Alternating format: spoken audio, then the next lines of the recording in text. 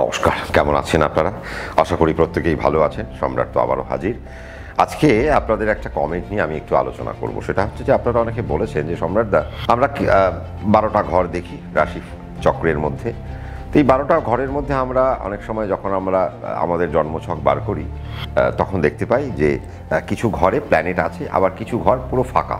তো এই যে ফাঁকা ঘর, তাহলে এই ফাঁকা ঘরের তাৎপর্য কি? আর এই ফাঁকা ঘরে যদি গ্রহ না থাকে বা কোনো ঘরে যদি গ্রহ না থাকে, তার মানে সেই ঘরটার কি কোনো গুরুত্ব নেই বা সেই ঘরের কি কোনো ফল নেই? এটা নিয়ে আপনাদের একটা প্রশ্ন ছিল। আপনারা অনেক সময় ভয় পেয়ে যান যে ঘরে একটা ঘরে যদি গ্রহ না থাকে আপনারা ভয় পেয়ে যান, যে তখন ভাবেন যে বলতে থাকেন যে সম্রাটদা এই ঘরে তো গ্রহ নেই, তার মানে আমার এই ঘরটা কি খুব বাজে, এই ঘরটা কি খুব খারাপ, এই ঘরের থেকে কি আমি খুব ভালো খারাপ ফল পাবো? না, দেখুন, আজকে বিষয়টা যদি জানতে হয় বা বিষয়টা যদি বুঝতে হয়, সেটা হচ্ছে এইরকম যে আমাদের প্ল্যানেট কটা? আমাদের প্ল্যানেট হচ্ছে বেসিক্যালি আমরা 9টা প্ল্যানেট জানি। এর মধ্যে আমরা 12টা রাশি পাই। তো 12টা রাশি আর 9টা প্ল্যানেট, তো আপনি যদি 12 থেকে 9কে বাদ দেন তাহলে দেখবেন 3 পড়ে থাকে। তো আপনি 12টি রাশির মধ্যে যদি ওই 9টা প্ল্যানেটকে একটা করে রাখেন, দেখবেন 9খানা ঘর আপনি ফিল আপ করতে পারছেন, আর বাকি 3টে ঘর দেখবেন আপনার ফাঁকা পড়ে, ব্ল্যাঙ্ক পড়ে থাকবে। তার মানে আমাদের এতগুলো প্ল্যানেট নেই যে আমাদের 12টা রাশিকেই পূর্ণ করে দিতে পারে। তার মানে এমনিতেই আমাদের রাশিচক্র অনুযায়ী এবং প্ল্যানেটের পজিশন অনুযায়ী আমাদের 3টে ঘর এমনিই ফাঁকা থাকার কথা।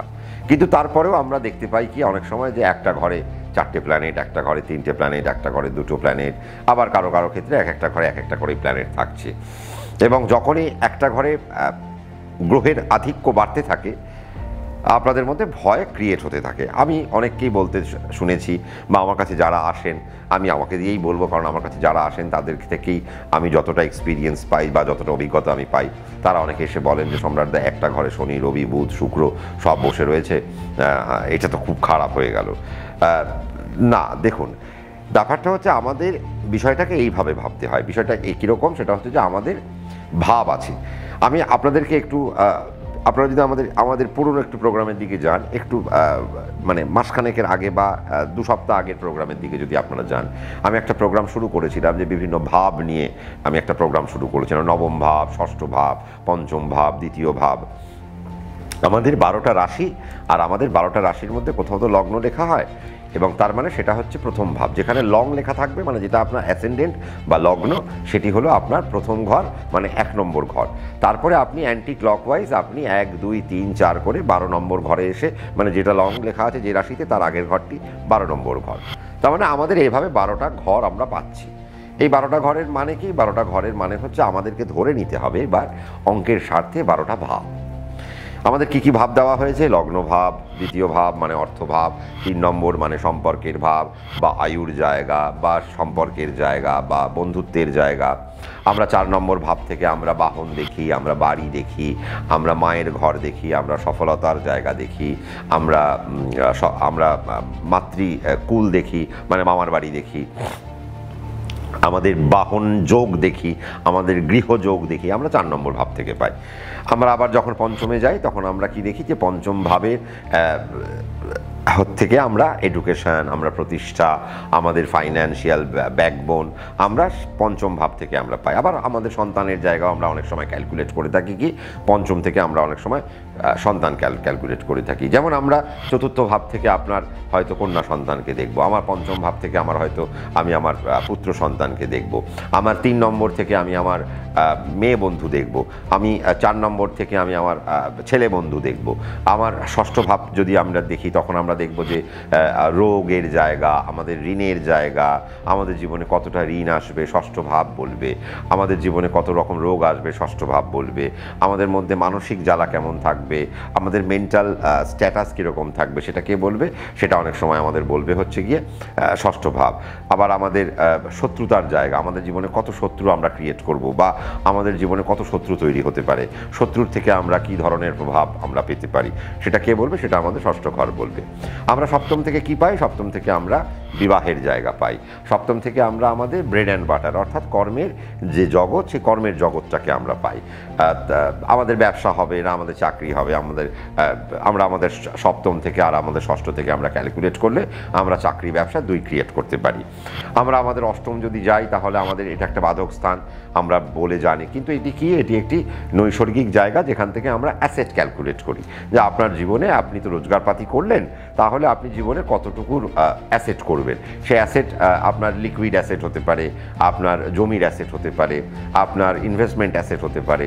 তো আপনি কীরকম ধরনের অ্যাসেট আপনি ক্রিয়েট করবেন এবং আপনি কীরকম ধরনের অ্যাসেট আপনি বিল্ড আপ করবেন এবং কত অ্যাসেট আপনি সঞ্চয় করতে পারেন একটা জীবনে, সেটা আমরা অষ্টম ভাব থেকে ক্যালকুলেট করব। এবং আপনার রোগের আয়ু, আপনি যে একটা রোগে পড়লেন, সেই রোগটা আপনার কতদিন ধরে চলতে পারে, কতদিন আপনাকে তাড়িয়ে নিয়ে যেতে পারে, সেটা আমরা অষ্টম ভাব থেকে ক্রিয়েট করব।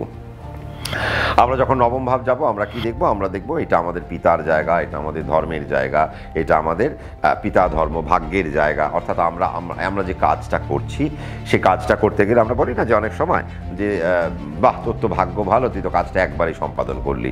তার মানে এই ভাগ্যের জায়গাটা, অর্থাৎ আমরা যে কাজটা করছি সে কাজটা কত তাড়াতাড়ি সম্পাদন করতে পারবো, সেটা আমরা কোত্থেকে পাবো? সেটা আমরা নবম ভাব থেকে পাবো। আমরা আমাদের দশম থেকে কি পাই? আমাদের কর্মের প্রকার পাই।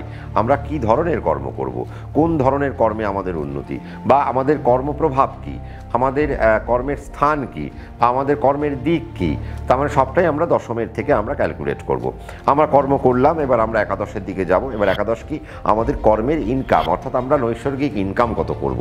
আমরা তো কর্ম করলাম, কিন্তু সেখান থেকে আমরা ইনকাম কতটা জেনারেট করতে পারবো, সেটা আমাদের কে বলবে? সেটা আমাদের একাদশ ভাব, অর্থাৎ আমাদের জন্মপত্রিকার যেটা একাদশ ভাব সেই জায়গাটা বলবে।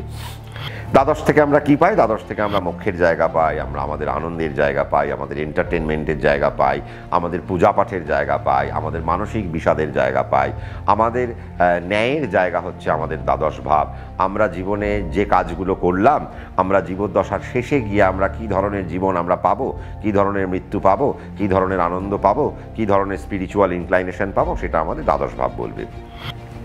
এবার দেখুন, বিষয়টা হচ্ছে যে আমাদের এই যে প্ল্যানেটগুলো আমরা যখন দেখি, আমরা দেখি 9টা প্ল্যানেট আমরা দেখি, কিন্তু তার মধ্যে রাহু আর কেতুকে আমরা কি বলি?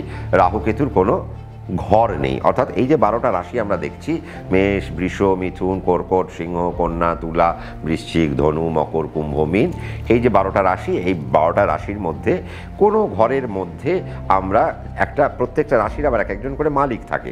কে মালিক? অর্থাৎ আমরা দেখতে পাবো যে রাহু কেতু বাদ দিয়ে যে প্ল্যানেটগুলো রয়েছে তারা কোনো না কোনো ঘরের মালিক। যেমন আমরা মঙ্গলকে আমরা দেখতে পাই 2টো ঘরের মালিক, সে মেষের মালিক আবার বৃশ্চিকের মালিক। আবার আমরা শুক্রকে দেখতে পাই বৃষর মালিক, আবার সে তুলার মালিক। বুধকে দেখতে পাই মিথুন আর কন্যার মালিক। চন্দ্রকে আমরা দেখতে পাই কর্কট রাশির মালিক। রবিকে আমরা দেখতে পাই সিংহ রাশির মালিক। আবার আমরা বৃহস্পতিকে দেখতে পাই, সে হচ্ছে গিয়ে আমাদের ধনু রাশি আর হচ্ছে মীন রাশির মালিক। আবার আমরা শনিকে দেখতে পাই, তার জন্য 2টো ঘর বরাদ্দ করা হয়েছে, মকর রাশি আর হচ্ছে গিয়ে কুম্ভ রাশি।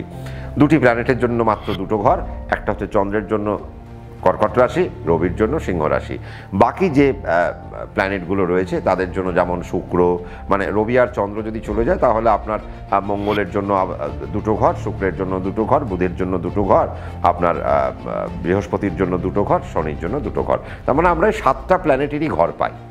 তার মানে 7টা প্ল্যানেট প্রত্যেকটি রাশির কেউ না কেউ কোনো না কোনো রাশির মালিক বা অধিপতি গ্রহ। আমরা এভাবেও আমরা অনেক সময় বলে থাকি যে মীন রাশির অধিপতি গ্রহ হলেন বৃহস্পতি।